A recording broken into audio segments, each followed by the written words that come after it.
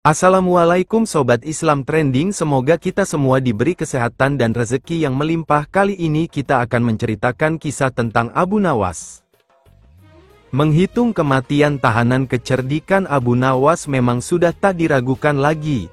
Bahkan ketika Raja Harun ar-Rasyid menghadapi masalah, tak segan-segan Abu Nawas dipanggilnya untuk menyelesaikan masalah. Nah, kali ini Abu Nawas mendapatkan tugas untuk menghitung kematian. Bagaimana cara Abu Nawas menghitungnya? Berikut kisahnya. Suatu hari, di negeri 1001 malam, Baghdad, digelarlah acara hajatan besar. Sang Raja Harun ar-Rasyid pun berniat merayakan pesta ulang tahun kerajaan bersama-sama dengan seluruh rakyatnya. Pada hari yang telah ditunggu tiba, rakyat Baghdad dikumpulkan di depan pendapa istana. Raja Harun sang penguasa berdiri dan berkata, "Wahai rakyatku yang tercinta, hari ini kita mengadakan pesta ulang tahun kerajaan. Aku akan memberi hadiah kepada para fakir miskin. Aku juga akan memberikan pengampunan kepada para tahanan di penjara dengan mengurangi hukuman menjadi setengah dari sisa hukumannya." Seru Baginda kepada rakyatnya, memberi keringanan hukuman pada tahanan. Mendengar ucapan sang raja, tentu saja rakyat Baghdad bersukaria. Mereka segera berpesta bersama dan menyantap aneka makanan yang telah disediakan. Tak berapa lama kemudian, para pengawal istana membagi-bagikan hadiah kepada fakir miskin. Setelah dipastikan seluruh rakyatnya yang fakir miskin mendapatkan hadiah, Raja pun memanggil para tahanan-tahanan. Pertama yang mendapatkan kesempatan adalah bernama Sofyan. "Sofyan, berapa tahun hukumanmu?" tanya Baginda. "2 tahun Baginda," jawab Sofyan. "Sudah berapa tahun yang kamu jalani?" tanya Baginda lagi. "1 tahun Baginda," jawab Sofyan.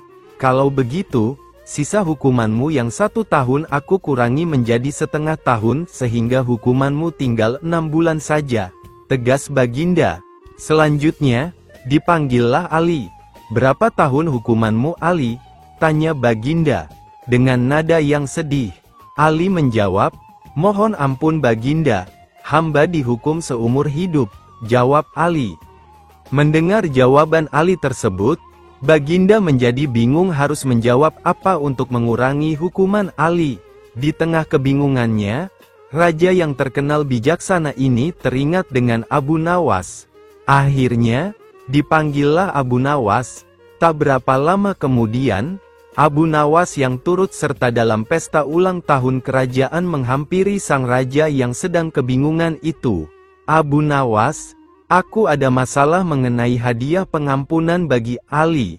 Dia dihukum seumur hidup, sedangkan aku berjanji akan memberikan pengampunan setengah dari sisa hukumannya. Padahal aku tidak tahu sampai umur berapa Ali akan hidup.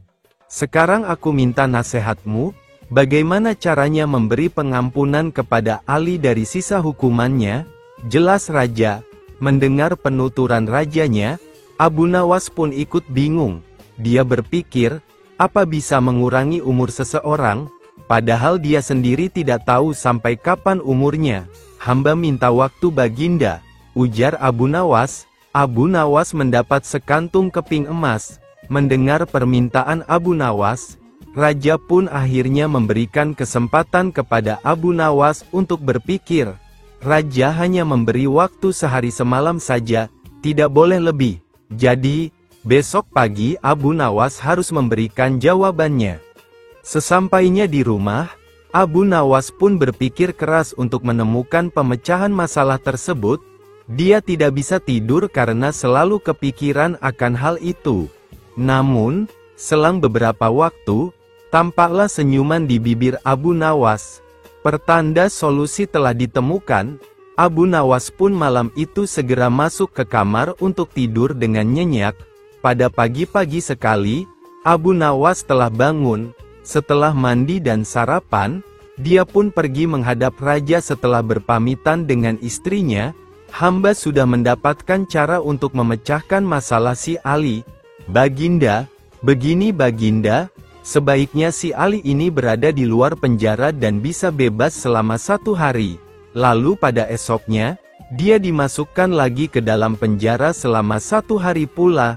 Lusa juga demikian, sehari bebas, sehari di penjara, begitu berlangsung terus selama umur si Ali itu. Jelas Abu Nawas, engkau memang pandai Abu Nawas. Kalau begitu, kamu juga akan aku beri hadiah, yaitu sekantung keping emas, ujar sang raja. Setelah itu, Abu Nawas pulang dengan wajah yang ceria. Menjual raja. Kisah Abu Nawas. Kisah Abu Nawas kali ini akan menceritakan bahwa si Abu Nawas menjual rajanya. Wow, berani sekali ya si Abu Nawas ini. Berikut kisahnya. Belum pernah Abu Nawas merasa menyesal dan seputus asa akhir-akhir ini.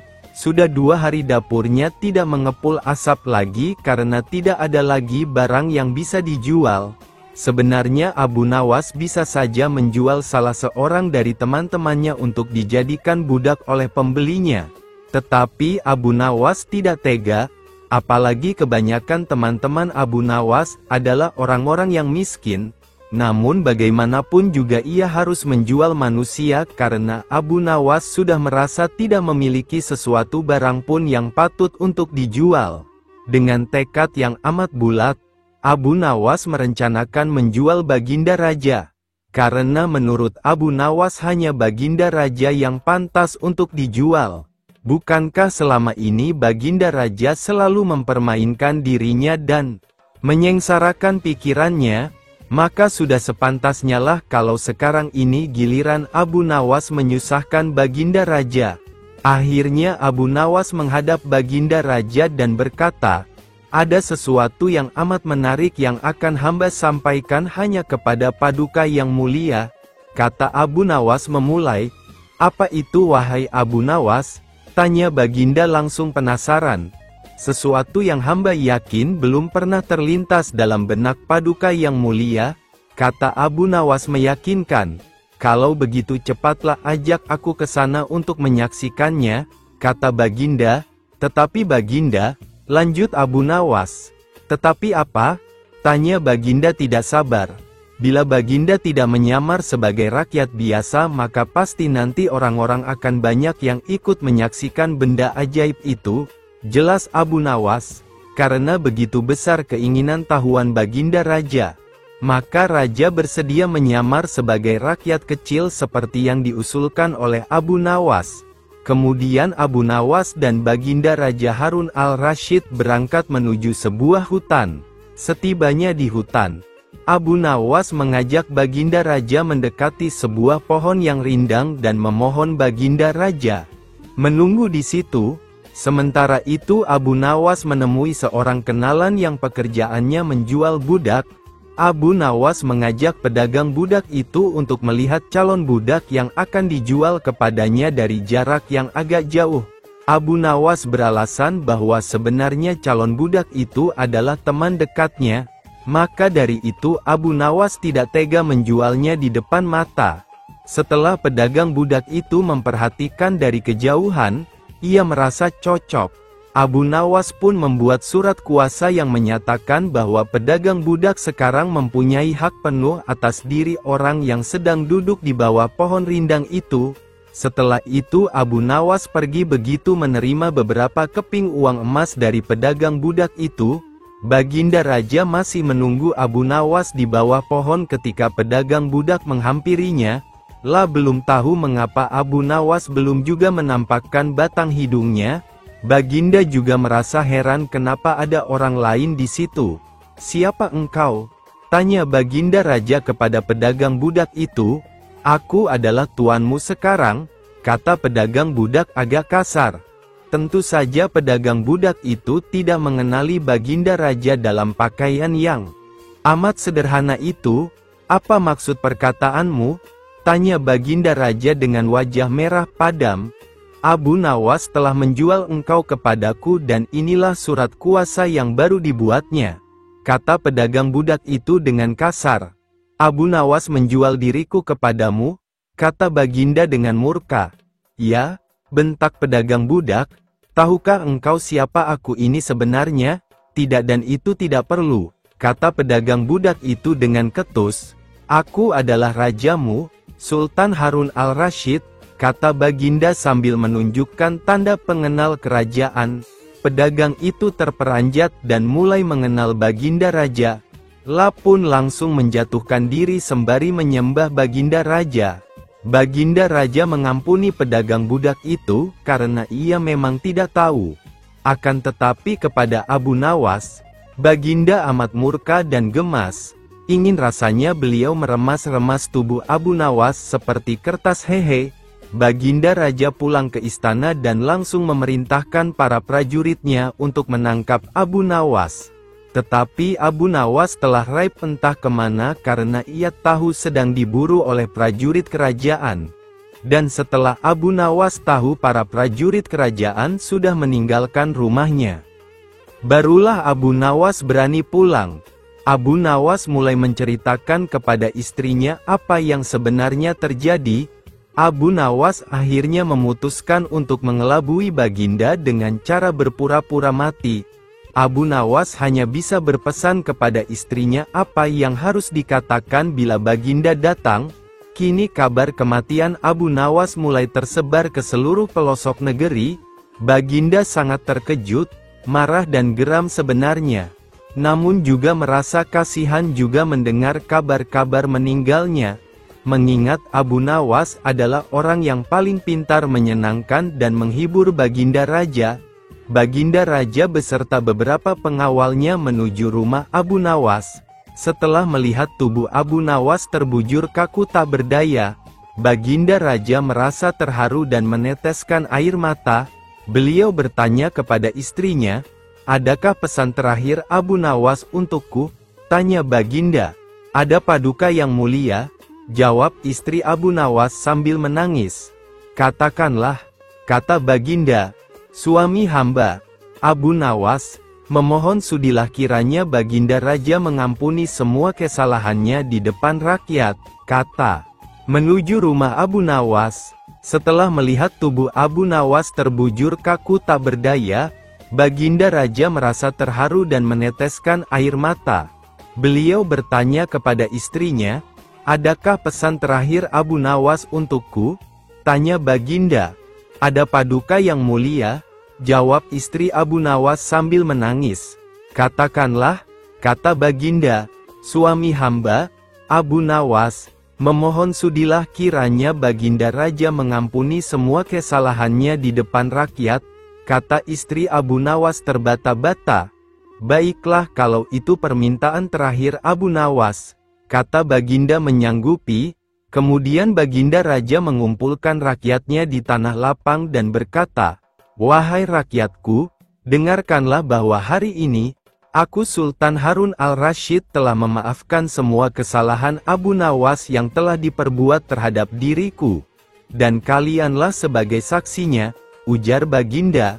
Begitu mendengar pengampunan dari Baginda Raja Harun al-Rasyid sendiri, Abu Nawas lekas-lekas beranjak dan mengucapkan terima kasih yang tak terhingga kepada Baidikan Pan. Minta tolong pada Lalat. Kisah Abu Nawas yang minta tolong pada Lalat. Abu Nawas hanya tertunduk lesu dan sedih ketika mendengarkan penuturan istrinya. Tadi pagi beberapa pekerja dari kerajaan telah membongkar rumahnya dan mereka terus menggali tanpa bisa dicegah lagi. Mereka mengatakan bahwa tadi malam Baginda Raja bermimpi kalau di bawah rumah Abu Nawas terpendam emas dan permata yang tak ternilai harganya. Tetapi setelah mereka terus menggali ternyata emas dan permata itu tidak ditemukan. Baginda akhirnya meminta maaf kepada Abu Nawas dan bersedia mengganti kerugian. Inilah yang membuat hati Abu Nawas sedih. Lama Abu Nawas memeras otak, namun belum juga ia menemukan muslihat untuk membalas Baginda. Makanan yang dihidangkan istrinya tidak dimakan karena nafsu makannya lenyap. Malam pun tiba. Namun Abu Nawas tetap tidak beranjak dari tempat duduknya. Keesokan harinya Abu Nawas melihat lalat-lalat mulai menyerbu makanan Abu Nawas yang mulai basi. Tiba-tiba Abu Nawas tertawa riang. "Tolong ambilkan kain penutup untuk makananku dan sebatang besi," kata Abu Nawas kepada istrinya. Untuk apa? Tanya istrinya. Membalas Baginda Raja, jawab Abu Nawas. Dengan muka berseri-seri Abu Nawas berangkat menuju istana. Setibanya di istana, Abu Nawas membungkuk hormat dan berkata, "Ampun tuanku, hamba menghadap hanya untuk mengadukan perlakuan tamu-tamu yang tidak diundang. Mereka memasuki rumah hamba tanpa izin dari hamba dan berani memakan makanan hamba." Kata Abu Nawas mengadu, "Siapakah tamu-tamu yang tidak diundang itu wahai Abu Nawas?" Tanya Baginda. "Lalat-lalat ini, tuanku," jawab Abu Nawas. "Kepada siapa lagi kalau bukan kepada Baginda, hamba mengadukan perlakuan yang tidak adil ini," jelas Abu Nawas. "Lalu keadilan yang bagaimana yang engkau inginkan?" "Hamba hanya menginginkan izin tertulis dari Baginda sendiri agar hamba bisa dengan leluasa menghukum lalat-lalat itu." Baginda Raja tidak bisa menolak permintaan Abu Nawas karena pada saat itu para menteri sedang berkumpul di istana. Maka dengan sangat terpaksa Baginda membuat surat izin yang isinya memperkenankan Abu Nawas memukul lalat-lalat itu dimanapun mereka hinggap. Tanpa menunggu perintah, Abu Nawas mulai mengusir lalat-lalat di piringnya hingga mereka terbang dan hinggap di sana-sini. Dengan tongkat besi yang sudah dibawanya sejak tadi, Abu Nawas mulai mengejar dan memukuli lalat-lalat itu. Bahkan di kaca, Abu Nawas dengan leluasa memukul kaca itu hingga hancur.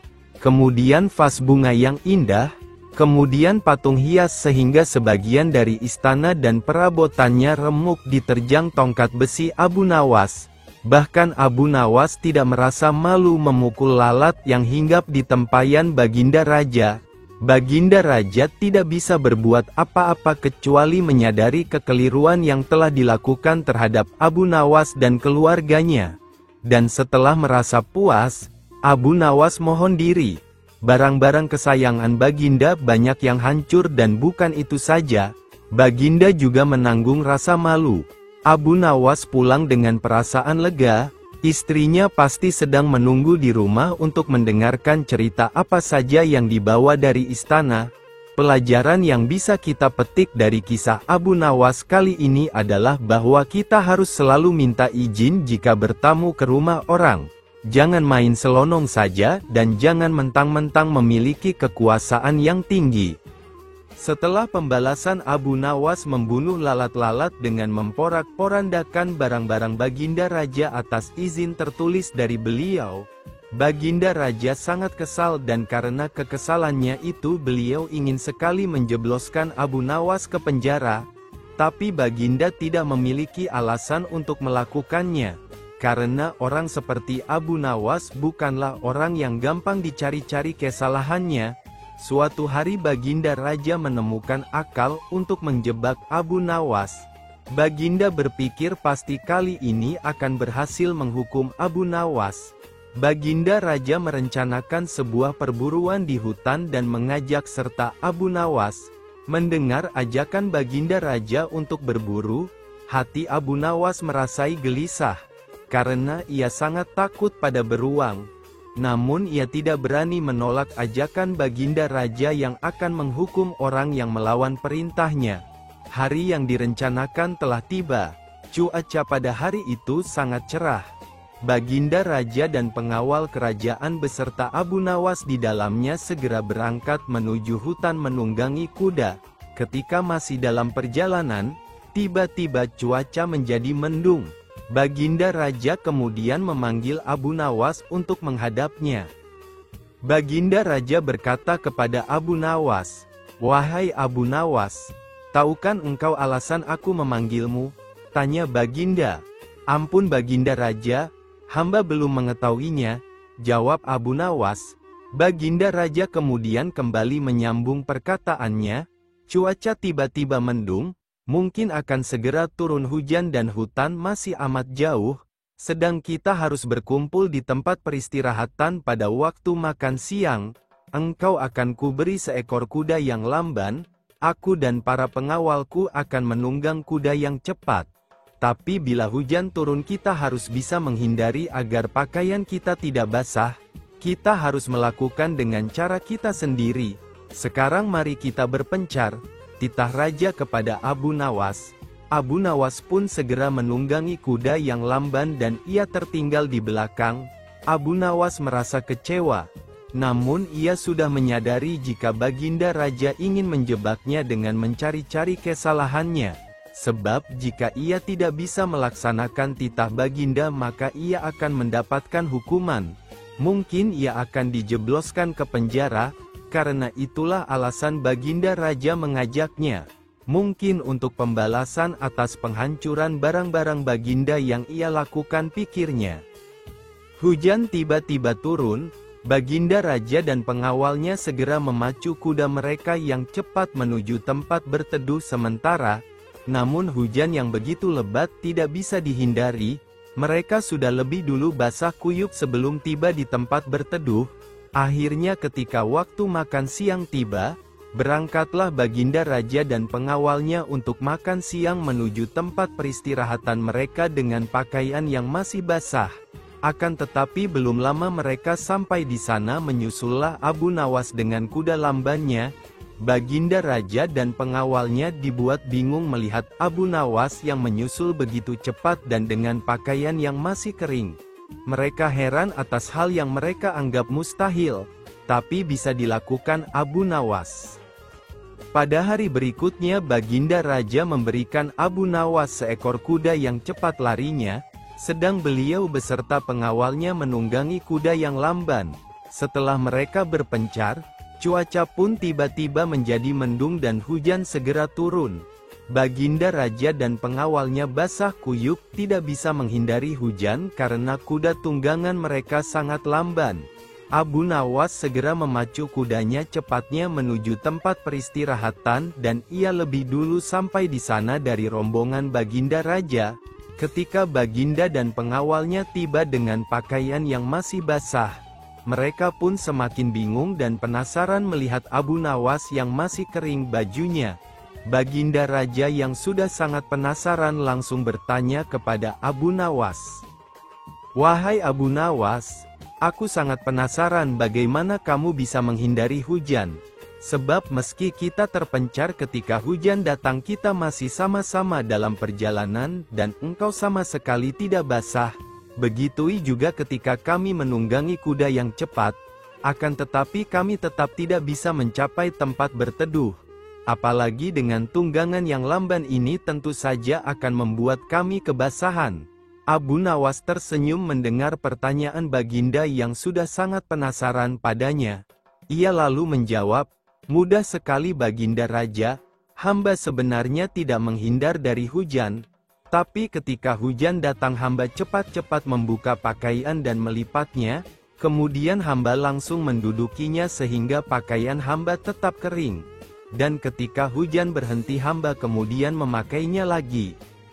Malu kepada pencuri Abu Nawas diketahui oleh semua orang memang memiliki kebun yang luas. Akan tetapi dirinya selalu berusaha tampil sederhana. Hal itu ditunjukkan dengan rumahnya yang hanya beralaskan ubin sederhana dan tak tampak barang-barang mewah semacam guci keramik ataupun benda berharga lainnya. Tapi entahlah, apa yang membuat seseorang berusaha masuk ke dalam dengan maksud mendapatkan benda-benda berharga.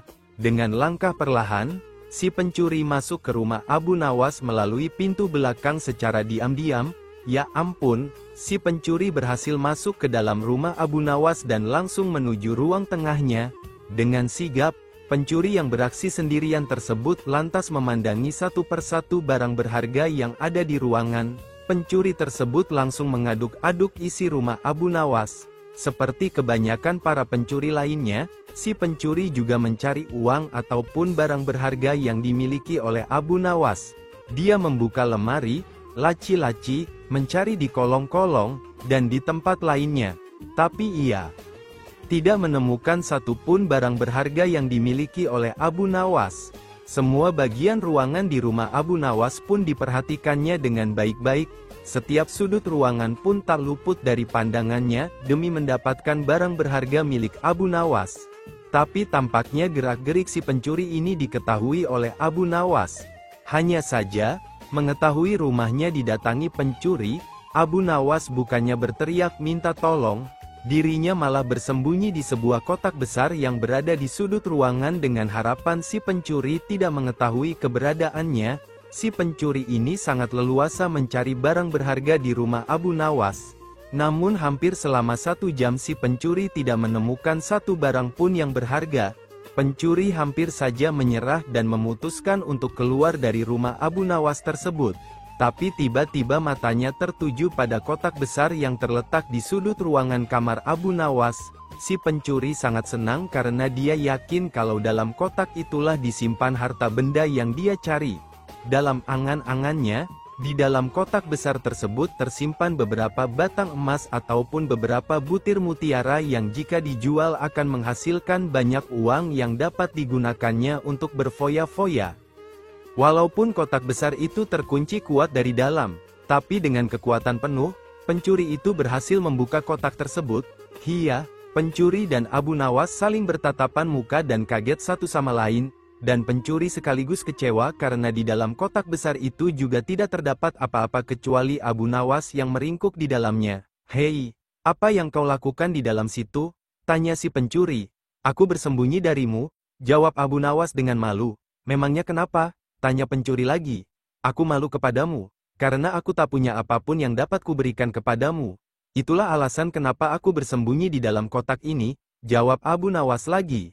Setelah mendapat jawaban tersebut, si pencuri pun pergi meninggalkan rumah Abu Nawas begitu saja dengan tangan hampa, dengan perasaan kecewa dan heran.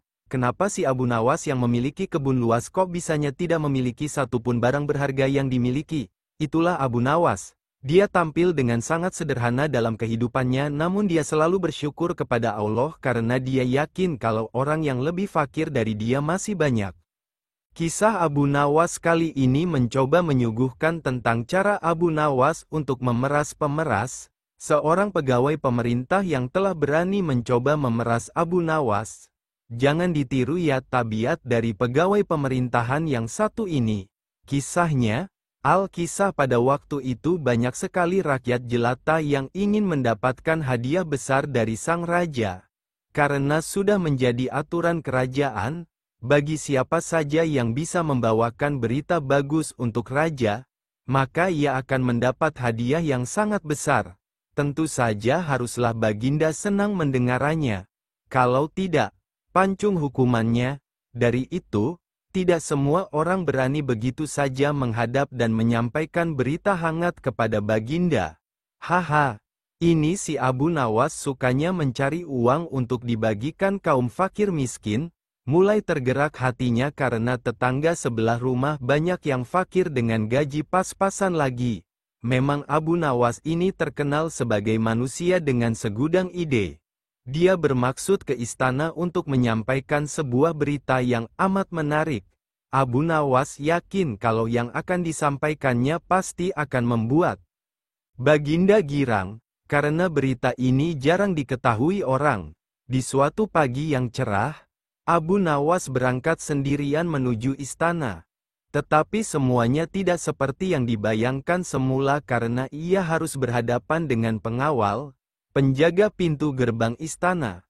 Penjaga itu yakin bahwa Abu Nawas adalah orang yang sangat cerdik, bahkan paling cerdik di negerinya. Dari itu, tidak mungkinlah Abu Nawas gagal untuk menyenangkan hati Baginda. Gumam si penjaga gerbang. Penjaga itu berlagak acuh tak acuh berkata kepada Abu Nawas, "Wahai Abu Nawas, engkau akan aku izinkan masuk, asalkan engkau berjanji terlebih dahulu kepadaku," kata penjaga pintu gerbang itu. "Janji apa?" Abu Nawas pura-pura tak tahu. "Engkau harus berjanji kepadaku bahwa apapun hadiah yang engkau terima harus dibagi sama rata denganku," kata penjaga pintu gerbang istana. "Baiklah," kata Abu Nawas jengkel. Setelah Abu Nawas menjanjikan separuh hadiah yang akan diterimanya dari Baginda, barulah penjaga itu mengizinkan Abu Nawas masuk. Kejengkelan Abu Nawas terhadap penjaga gerbang yang nakal ini berubah menjadi dendam yang berkobar-kobar. Akhirnya Abu Nawas mempunyai ide untuk memberikan pelajaran berharga buat pengawal, penjaga pintu gerbang istana itu. Setelah masuk istana, Baginda Raja Harun al-Rasyid merasa sangat senang. Rasa senang ini sampai ke lubuk hatinya yang paling dalam. Setelah Abu Nawas menyampaikan berita yang amat langka dan jarang diketahui oleh manusia, Baginda pun merasa sangat senang dan puas. Baginda merasa belum pernah mendengarnya, hingga seolah-olah ia telah menjadi orang yang paling beruntung di dunia. Wahai Abu Nawas, kali ini tentukanlah sendiri hadiah yang engkau inginkan, kata Baginda. Terima kasih, Paduka junjungan hamba, bila diperkenankan memilih hadiah, maka hamba meminta 100 cambukan, jawab Abu Nawas. Tentu saja Baginda bertanya-tanya dalam hati, merasa kaget dan heran. Tetapi Baginda yakin bahwa Abu Nawas pasti mempunyai maksud tertentu di balik itu. Dari itu, Baginda memanggil algojo kerajaan dan berpesan jangan terlalu keras kalau mencambuk Abu Nawas. Algojo sudah siap dengan cambuk di tangan. Tak mengherankan jika pengawal itu hampir pingsan terkena lecutan keras itu. Abu Nawas merasa sangat senang berbagi lecutan dengan pengawal ini. Namun demikian, Abu Nawas belum juga puas, karena harusnya dia mendapat hadiah dari Baginda. Hari berikutnya, Abu Nawas menemui pengawal itu dan berkata, "Tahukah engkau apa yang bisa aku lakukan terhadap dirimu kapanpun aku mau?" Ancam Abu Nawas. "Tidak," jawab pengawal itu ketakutan. "Karena engkaulah aku tidak membawa hadiah apa-apa kecuali lecutan. Kalau engkau tidak mau mengganti hadiah yang mestinya aku terima, maka aku akan mengadukan kepada Baginda," kata Abu Nawas yang mengetahui kalau pengawal ini suka terima suap juga dari orang lain. Karena takut, maka pengawal itu bersedia menjual ladang hasil kecurangannya di masa lalu. Dan selanjutnya ia memohon kepada Abu Nawas agar tidak mencelakakan dirinya lagi. Abu Nawas pun setuju. Akhirnya, dengan dari hasil penjualan ladang milik pengawal, uangnya dibagikan kepada yang membutuhkan, terutama tetangganya yang miskin tadi. Pada suatu hari Baginda Raja Harun al-Rasyid memanggil Abu Nawas menghadap ke istananya. Setelah Abu Nawas tiba di istana dengan tersenyum, Baginda Raja menyambutnya dan kemudian berkata kepada Abu Nawas, "Wahai Abu Nawas, akhir-akhir ini perutku sering sakit. Tabibku mengatakan jika aku terkena gangguan angin. Mohon ampun Baginda, apa yang sudi kiranya yang dapat hamba bantu?" tanya Abu Nawas kepada Baginda Raja. Baginda lalu menjawab, "Aku menginginkan agar kamu dapat menangkap angin untuk dipenjarakan, karena ia telah berani menggangguku, dan aku memberimu waktu selama 3 hari untuk membawa angin ke hadapanku," kata Baginda kepada Abu Nawas. Abu Nawas kemudian pergi meninggalkan istana untuk melaksanakan titah Baginda Raja. Namun ia sangat kebingungan dan berpikir bagaimana ia bisa menangkap angin untuk dipenjarakan, sedang angin merupakan sesuatu yang tidak dapat dilihat oleh kasat mata. Kali ini sungguh aneh permintaan Baginda, tiada henti-hentinya menjebak dirinya. Nampaknya kali ini Baginda akan berhasil mendapatkan celah untuk menghukum dirinya, pikir Abu Nawas. Tapi Abu Nawas tidak putus asa. Ia terus berpikir mencari jalan keluar walaupun menangkap angin merupakan suatu pekerjaan mustahil. Karena ia bukanlah suatu benda yang dapat disentuh dan sama sekali tidak dapat dilihat meski keberadaannya ada di mana-mana. Sudah 2 hari berjalan sejak perintah Baginda, Abu Nawas belum juga berhasil menangkap angin maupun menemukan cara untuk menangkapnya. Hingga hari ketiga ketika ia sedang berjalan-jalan dengan hati yang hampir berserah diri menerima hukuman Baginda, tiba-tiba ia teringat akan kisah Aladin dan jinnya yang terkurung di dalam lampu ajaib. Abu Nawas pun menemukan ide yang akan menyelamatkan dirinya dari hukuman Baginda Raja. Ia sangat gembira segera berlari pulang ke rumah mempersiapkan semua keperluan untuk menghadap sang baginda raja. Setelah semuanya siap, Abu Nawas langsung menuju istana untuk menghadap. Di sana baginda raja telah menunggu ingin melihat hasil kerjanya. Baginda raja langsung bertanya kepada Abu Nawas, "Wahai Abu Nawas, sudahkah engkau melaksanakan perintahku untuk menangkap dan memenjarakan angin?" "Sudah baginda raja," jawab Abu Nawas. "Coba perlihatkan. Aku sangat ingin melihat hasil kerjamu," kata baginda. Abu Nawas kemudian menyerahkan sebuah botol kaca yang tertutup kepada baginda raja. "Di mana angin itu? Aku tidak melihat apa-apa di dalam sini," berkata Abu Nawas. "Ampun yang mulia baginda raja, angin tidaklah dapat dilihat dengan mata. Tetapi jika tuanku baginda ingin mengetahui keberadaannya, maka bukalah penutup botol itu." Tanpa berpikir panjang, baginda raja langsung membuka penutup botol itu dan tiba-tiba ia mencium bau busuk yang keluar dari botol tersebut. Dengan nada yang marah baginda bertanya kepada Abu Nawas, "Hai Abu Nawas, bau apa yang keluar dari sini?" Dengan nada ketakutan kemudian Abu Nawas menjawab, "Mohon ampun baginda raja.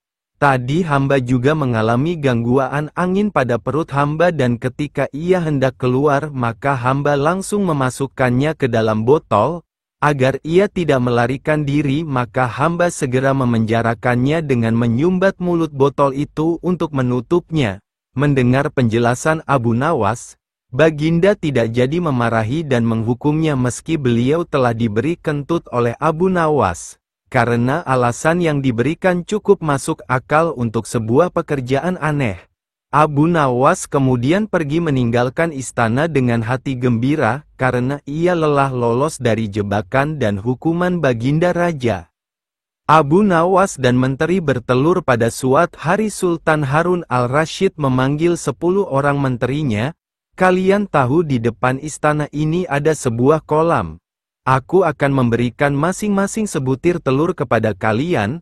Menyelamlah kalian ke dalam kolam itu dan kemudian serahkanlah telur-telur itu kepadaku apabila kamu muncul ke permukaan. Aku ingin tahu kepandaian Abu Nawas." Kemudian Sultan menyuruh memanggil Abu Nawas ke istananya. Kepada Abu Nawas dan ke-10 orang menterinya itu Sultan bertitah, "Kamu sekalian aku perintahkan turun ke dalam kolam itu, menyelam, dan apabila muncul ke permukaan serahkanlah kepadaku sebutir telur ayam. Barang siapa tidak menyerahkan telur, niscaya mendapat hukuman dariku." "Mencari telur di dalam air," pikir Abu Nawas, sambil memandang kepada menteri-menteri itu. Mereka tampak takzim dan siap melaksanakan perintah. "Adakah ayam betina di dalam kolam itu?" Hari pun malamlah, keesokan harinya. Pagi-pagi benar, menteri-menteri itu menyelam ke dalam kolam, dan ketika muncul dari dalam kolam, masing-masing membawa sebutir telur dan menyerahkan kepada Sultan. Abu Nawas tidak kunjung muncul di permukaan kolam. Ia berenang ke sana kemari mencari telur. Dikoreknya dinding kolam, namun tak juga ditemukannya. Setelah capek mengitari dasar kolam, terpikir dalam benaknya bahwa ia dianiaya oleh Sultan. Maka ia pun berdoa kepada Tuhan mohon keselamatan. Keluarlah ia dari kolam dan naik ke darat. Di depan Sultan ia berkokok-kokok dan berjalan laksana seekor ayam jantan. "Hai, Abu Nawas, mana janjimu?" kata Sultan.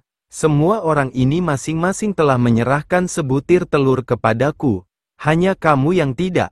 Oleh karena itu kamu akan aku beri hukuman."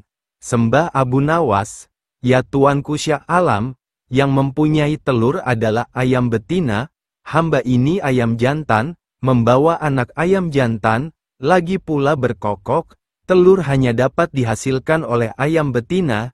Jika ayam betina tidak berjantan, bagaimana ia akan dapat telur?"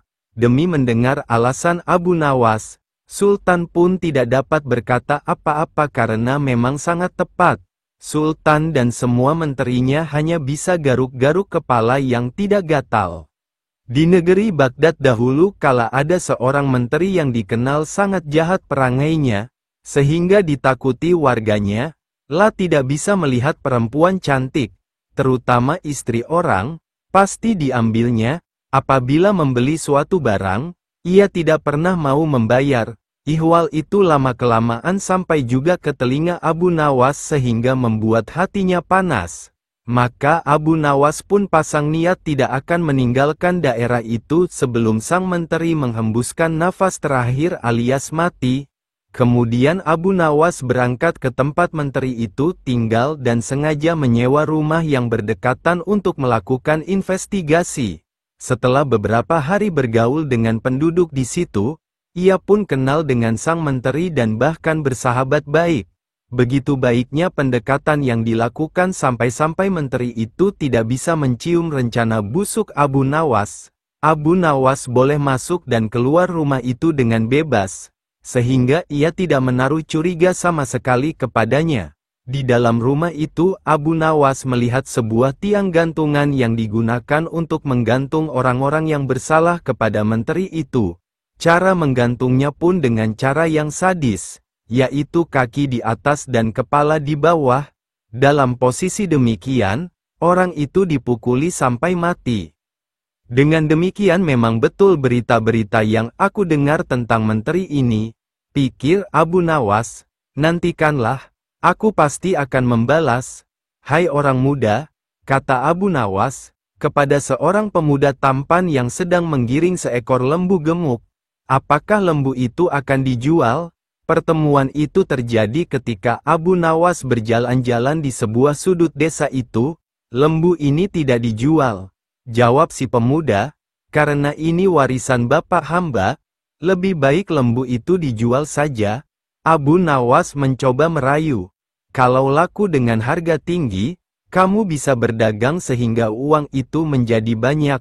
Betul juga kata tuan, jawab si pemuda setelah berpikir sejenak. Namun untuk menjualnya hamba harus berkonsultasi dengan ibu di rumah. Kalau ibu setuju boleh tuan membelinya. Itu akan lebih baik, ujar Abu Nawas. Sementara anak muda itu pulang, Abu Nawas memeras otak. Ia akan berusaha memanfaatkan ketampanan wajah anak muda itu untuk melaksanakan rencananya.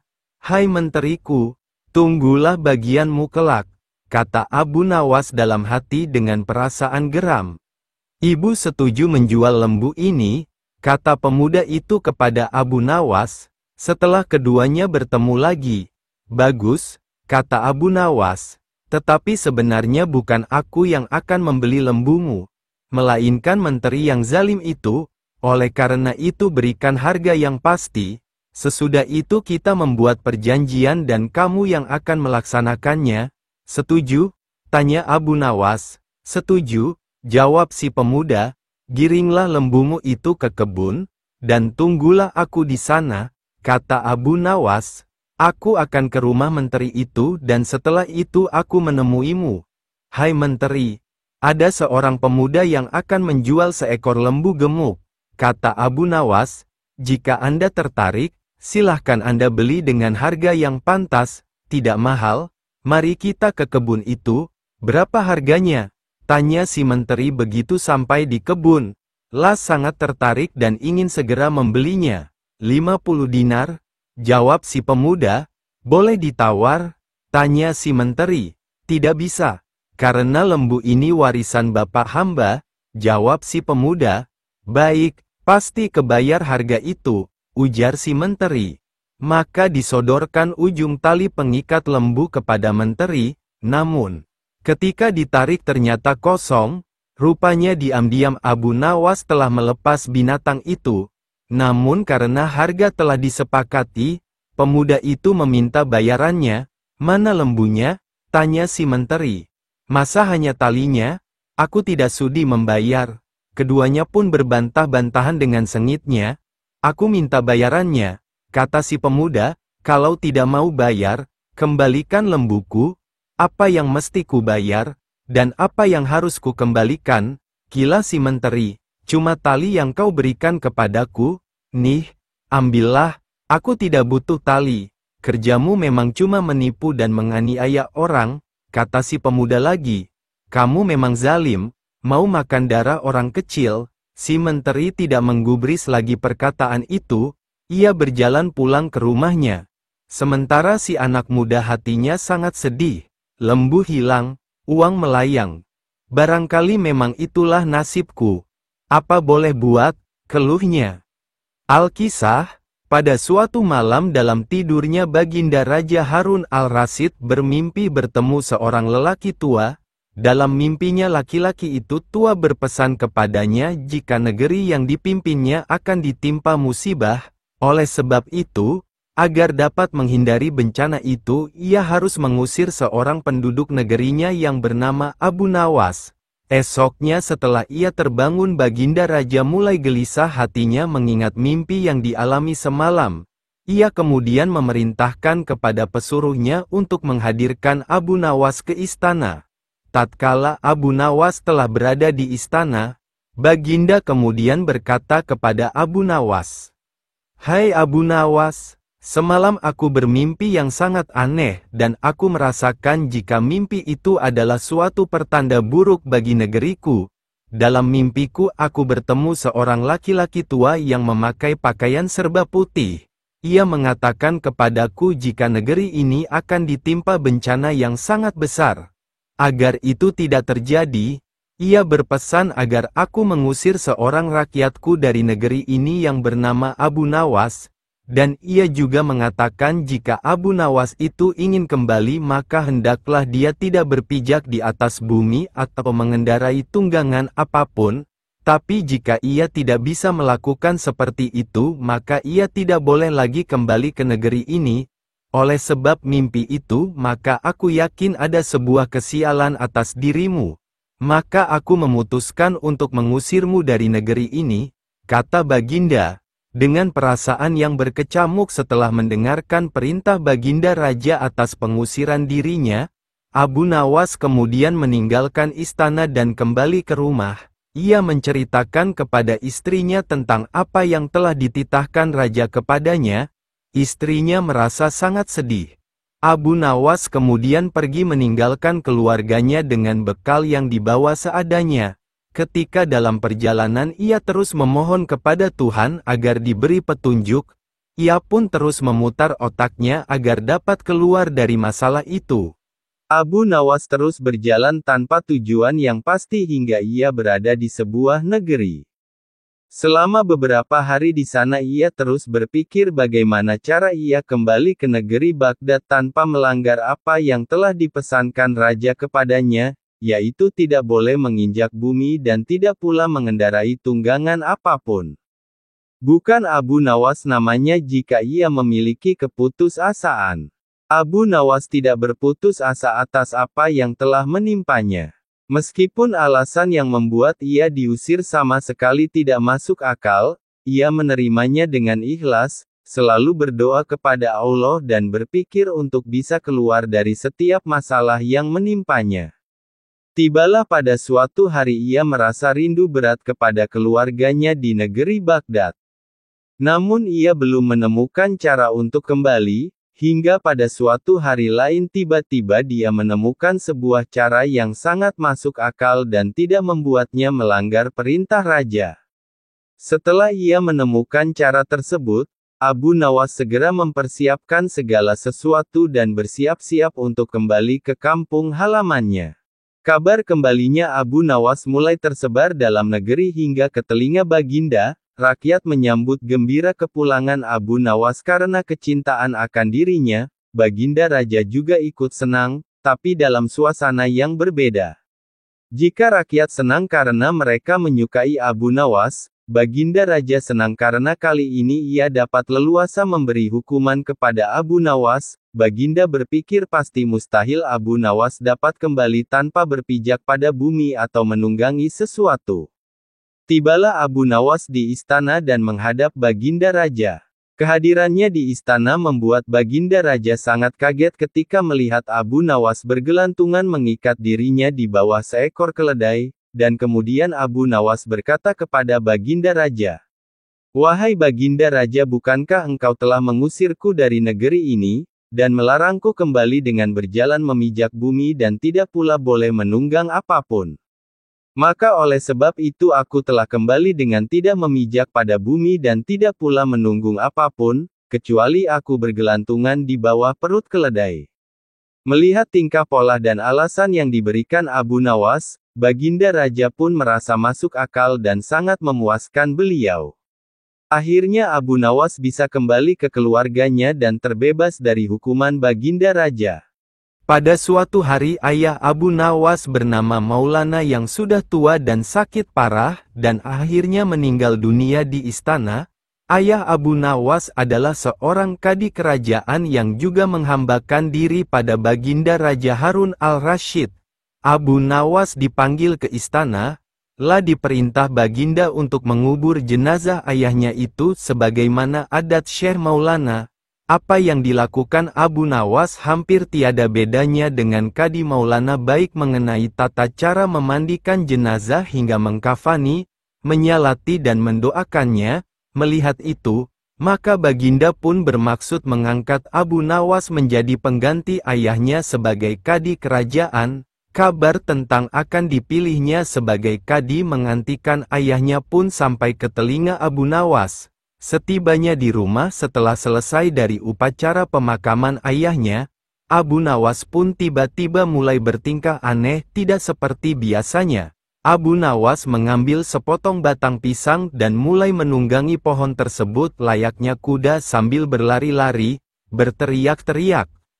Kabar tentang akan dipilihnya sebagai kadi menggantikan ayahnya pun sampai ke telinga Abu Nawas.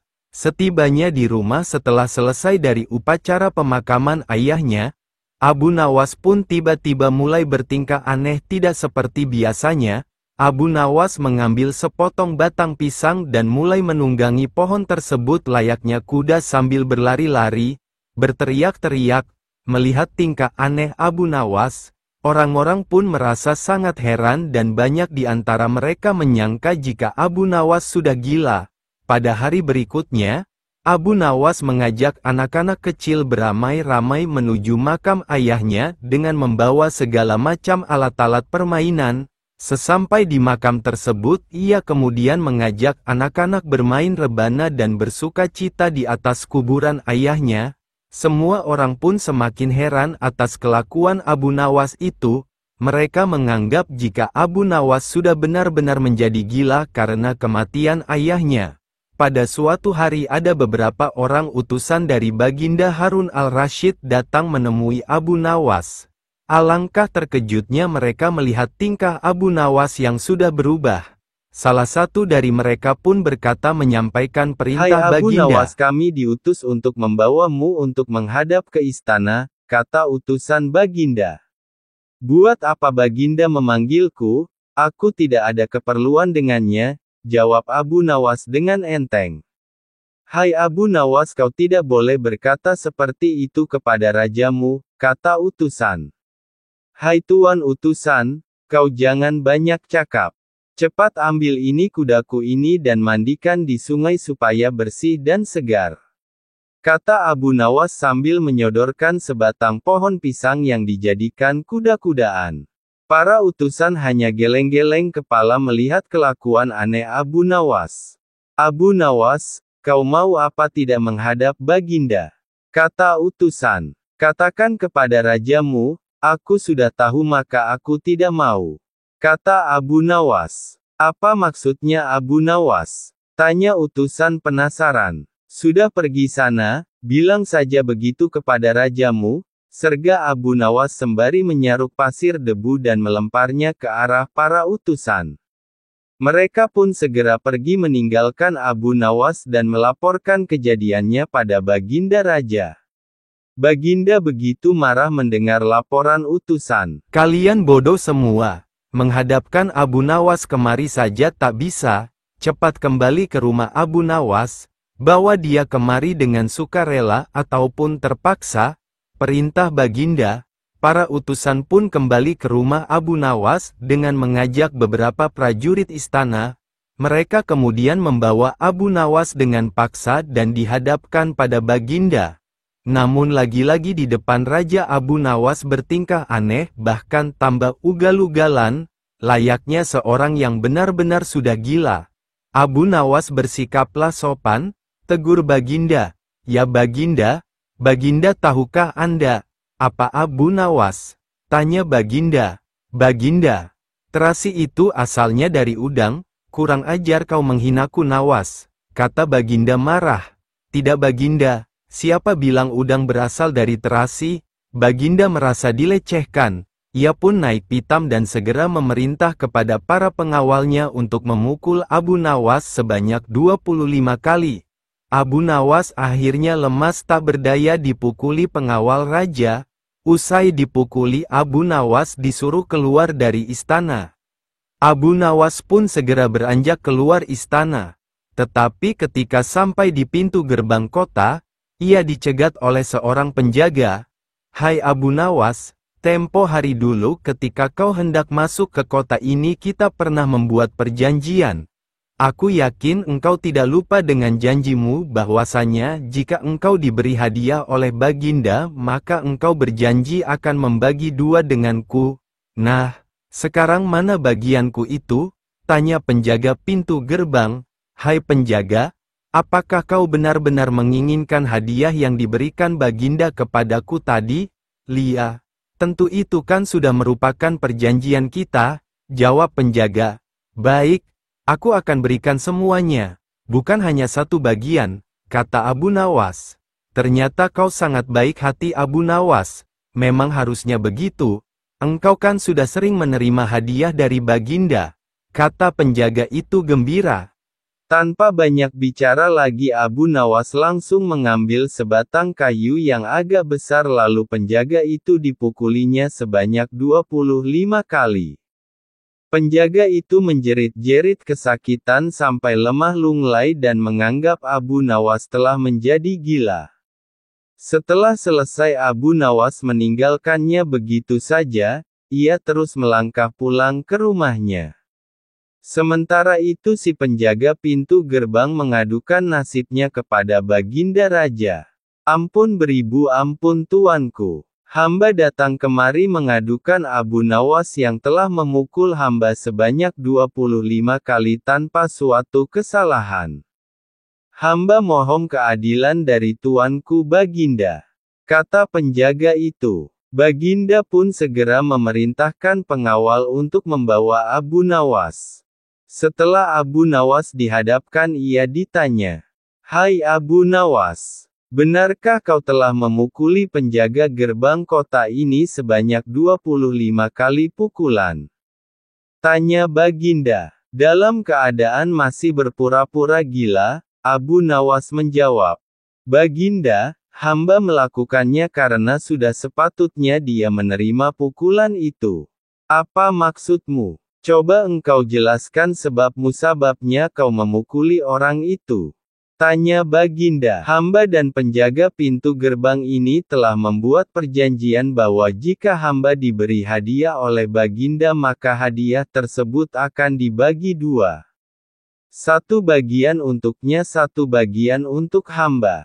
Nah pagi tadi hamba menerima hadiah 25 kali pukulan, maka hamba berikan pula hadiah 25 kali pukulan kepadanya.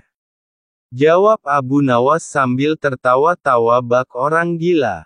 Hai penjaga pintu gerbang, benarkah engkau telah mengadakan perjanjian seperti itu dengan Abu Nawas? Tanya Baginda. Benar tuanku, jawab penunggu pintu gerbang. Tapi hamba tiada mengira jika Baginda memberikan hadiah pukulan padanya. Tambah penjaga itu. Hahaha, dasar tukang peras, sekarang kena batunya kau. Sahut Baginda. Abu Nawas tiada bersalah, bahkan sekarang aku tahu bahwa engkau adalah orang yang suka memeras orang. Jika perilakumu masih begitu, maka aku akan memecat dan menghukummu. Kata Baginda. Ampun tuanku, sahut penjaga pintu gerbang dengan gemetar.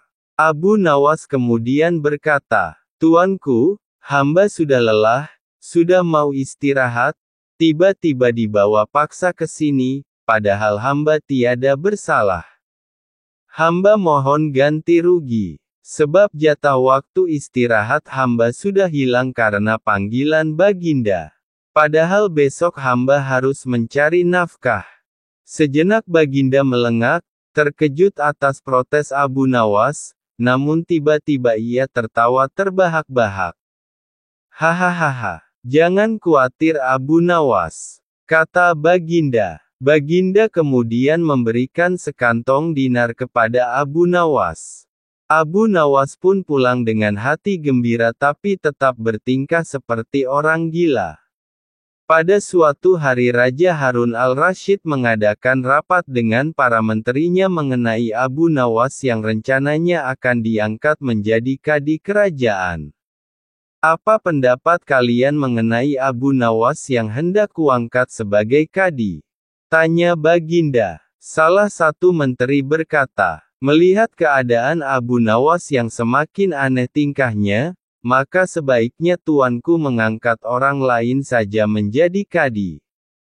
Berkata menteri lain, tuanku, Abu Nawas telah menjadi gila karena itu dia tak layak menjadi kadi. Semua menteri memberikan pendapat yang sama. Baiklah, kita tunggu dulu sampai 21 lagi, karena sekarang bapaknya baru saja meninggal dunia. Jika selama 21 hari lagi tidak sembuh-sembuh juga barulah kita akan memilih orang lain saja. Kata Baginda. Sebulan lebih waktu berjalan, namun Abu Nawas masih bertingkah gila, maka Baginda pun mengangkat orang lain menjadi kadi kerajaan.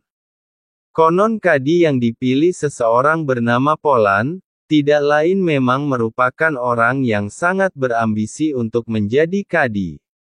Karena Abu Nawas tidak jadi diangkat, si Polan pun mempengaruhi orang-orang di sekitar Baginda untuk memilih dan mengangkatnya menjadi kadi. Begitu mendengar jika kadi baru sudah diangkat, Abu Nawas pun kembali bersikap normal. Ia sangat bersyukur karena terlepas dari bala yang mengerikan. Akan tetapi ia sedikit menyesali karena ia mengetahui bahwa kadi yang dipilih memiliki perangai buruk. Mengapa Abu Nawas bersikap seperti orang gila? Ceritanya pada suatu hari ketika ayahnya Abu Nawas yang sudah tua dan mulai sakit parah, Abu Nawas dipanggil untuk menemui ayahnya tersebut, karena ayahnya ingin menyampaikan beberapa pesan padanya sebelum meninggal dunia. Berkata ayahnya, "Hai anakku, aku sudah hampir mati. Sekarang cobalah engkau cium telinga kanan dan telinga kiriku ini." Abu Nawas segera menuruti permintaan ayahnya, mencium telinga kanan bapaknya, ternyata mengeluarkan bau harum, sedangkan yang sebelah kiri mengeluarkan bau busuk. "Bagaimana anakku? Sudah kau cium? Ceritakan dengan sejujurnya, bau kedua telingaku ini," kata ayahnya. "Sungguh mengherankan, yang sebelah kanan berbau harum sekali. Tapi, yang sebelah kiri baunya amat busuk." Kata Abu Nawas heran. "Hai anakku Abu Nawas, tahukah apa sebabnya bisa terjadi begini?" Tanya ayahnya. "Wahai bapakku, cobalah ceritakan kepadaku," kata Abu Nawas. Ayahnya kemudian berkata, "Pada suatu hari datang dua orang mengadukan masalahnya kepadaku. Yang seorang aku dengarkan keluhannya. Tapi yang seorang lagi karena aku tidak suka maka tidak ku dengar pengaduannya. Inilah resiko menjadi kadi penghulu. Jika kelak kau suka menjadi kadi maka kau akan mengalami hal yang sama, namun jika kau tidak suka menjadi kadi maka buatlah alasan yang masuk akal agar engkau tidak dipilih sebagai kadi oleh Baginda Harun al-Rasyid. Tapi tak bisa tidak Baginda pastilah akan tetap memilihmu sebagai kadi." Jelas ayah Abu Nawas. Dari pesan ayahnya itulah Abu Nawas sudah mempersiapkan rencana yang matang, jika nanti ayahnya telah tiada. Hanya untuk menghindarkan diri agar tidak diangkat menjadi kadi, seorang kadi atau penghulu pada masa itu kedudukannya seperti hakim yang memutus suatu perkara. Walaupun Abu Nawas tidak menjadi kadi namun dia sering diajak konsultasi oleh Baginda Raja untuk memutus suatu perkara. Bahkan ia kerap kali dipaksa datang ke istana hanya sekedar untuk menjawab pertanyaan Baginda Raja yang aneh-aneh dan tidak masuk akal.